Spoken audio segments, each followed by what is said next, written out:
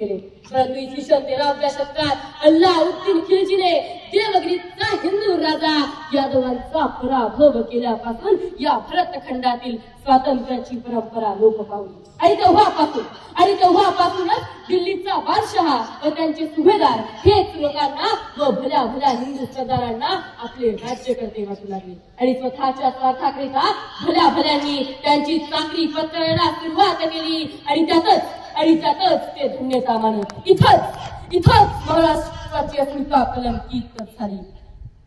यदा यदा हि धर्मस्ते ग्लानिर्भवति भारत अभ्युत्थानमधर्मस्ते संभवामि युगे. मित्रांनो, सप्तरंगांची उधळण करणाऱ्या इंद्रधनुतले सप्तरंग एकत्र आले.